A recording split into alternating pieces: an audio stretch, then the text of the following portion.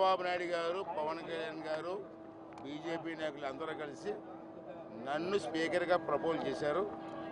ఇప్పుడే ఒంటి గంటకి నామినేషన్లు వేసాను. సాయంత్రం వరకు గడువు ఉంది నామినేషన్కి. ఇంకెవరేస్తారు చూద్దాం. ఎవరు అయిపోతే యాక్టివ్గా నేనే అవుతాను. చూద్దాం.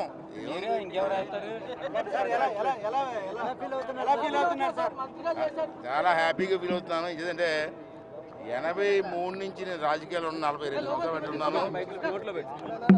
5 సంవత్సరాలు 5 సార్లు మంత్రిగా పనిచేశాను, ఒకసారి ఎంపీగా పనిచేశాను.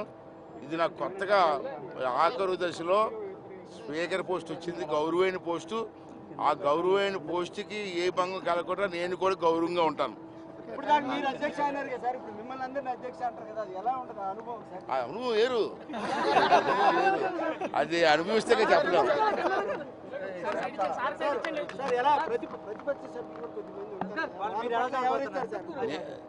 ఇప్పుడు ఆ కుర్చీలో కూర్చున్న తర్వాత పార్టీ గుర్తురాదు మాకు, అంటే నా ఉద్దేశం. అంచేత ఎవరు మాట్లాడినా ప్రతిపక్ష సభ్యులు అన్నారు. ప్రతిపక్ష హోదా ఉందా? ప్రతిపక్ష సభ్యులు అంటారు, ప్రతిపక్ష హోదా ఉందా? లేదు కదా.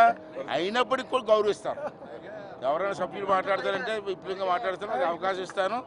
అవసరమైతే వాళ్ళకి ట్రైనింగ్ కూడా ఇస్తాను. రాష్ట్ర ప్రజలంతా కూడా మీ యాస ప్రాస కోసం ఎదురు చూస్తూ ఉన్నారు. ఎలా ఉన్నారు?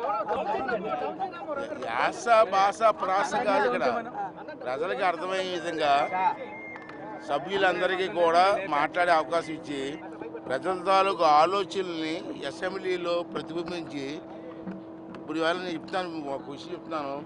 ఈవేళ ప్రజలు మాకు ఇచ్చేది పదవి కాదు, బాధ్యత. ఆ బాధ్యతని మేము నెరవేరుస్తాం, దాంట్లో అనుమానం లేదు. ఓకే. హిట్ టీవీ యాప్ ని డౌన్లోడ్ చేసుకోండి. ఇందులో short news, live news, entertainment movies అన్ని అవైలబుల్ గా ఉన్నాయి. Please download hit TV app. Hit TV app ని ఫ్రీగా డౌన్లోడ్ చేసుకోండి.